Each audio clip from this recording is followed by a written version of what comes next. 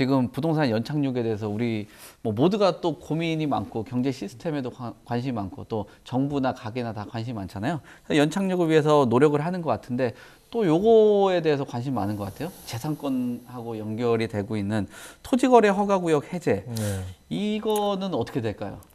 일단은 교수님 말씀하신 대로 내년에 총선입니다.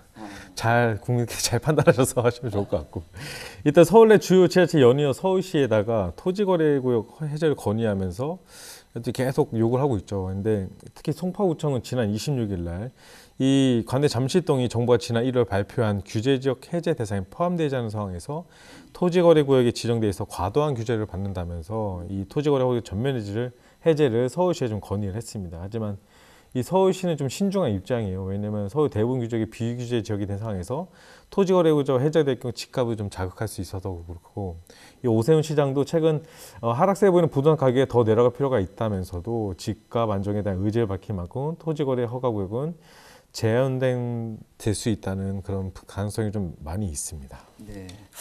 서울시 왜 이렇게 신중할까요? 지금 그 정부의 기조는 뭐 규제 정상화, 그다음에 거래 활성화로 알고 있는데 이 토지거래 허가구역이 뭐 일일이 참 모르겠어요. 뭐 시장 경제 안에서 일일이 이렇게 다 뭐 허락을 받아야 되는지 모르겠는데 어떻게 될 것 같습니까? 이 거래구역 해제 가능성이 있을까요? 이 토지거래 허가라는 것이 이 토지에 대한 투기 억제가 사실 정책의 주 수단이거든요. 그런데 지금 이제 아파트에도 토지가 이제 공유 토지가 있다 보니까 실거주 의무가 없으면 토지거래 허가를 하지 않음으로 인해서 이 강남 3구에 있는 주택, 목동에 있는 주택을 살 수 없도록 이렇게 이제 규제를 하고 있는데, 사실 뭐 집을 산다는 것이 내가 꼭 살아야 하는 집을 사야 되는가? 아니면 먼저 이제 전세를 넣고 사놨다가 돈을 모아서 진입하려고 노력하는 것이 맞는가? 좀 논란의 여지가 있다, 이렇게 보는 것이고요.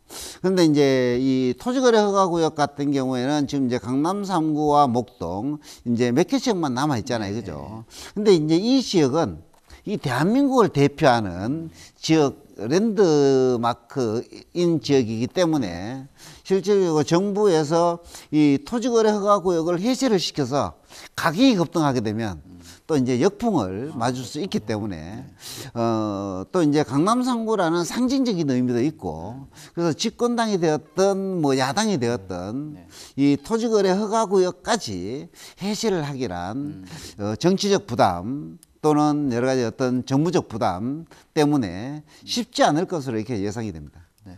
근데 여기 계신 분들이 지금 막 불만이고 아우성을 하는 게 재산권 관련돼 가지고도 이야기하는데 어떻게 보세요? 이게 조금 재산권하고도 연관성이 좀 있지 않나요?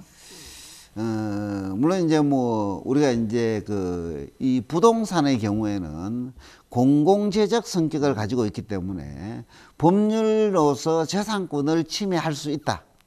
공공의 이익에 부합하게 되면, 그래서 항상 부동산을 이용을 할 때는 공익과 사익의 조화를 많이 강조하기 때문에 이 재산권 침해의 소지는 있지만 법률로서 일부 제한할 수 있는 것이 공익을 위해서 사실 뭐 재산권 침해 논란은 있지만 그게 이제 어떤 이 위헌의 소지라든가 어떤 불법의 소지, 이런 것들은 상당히 벗어날 수 있을 것으로 이렇게 예상이 됩니다. 네.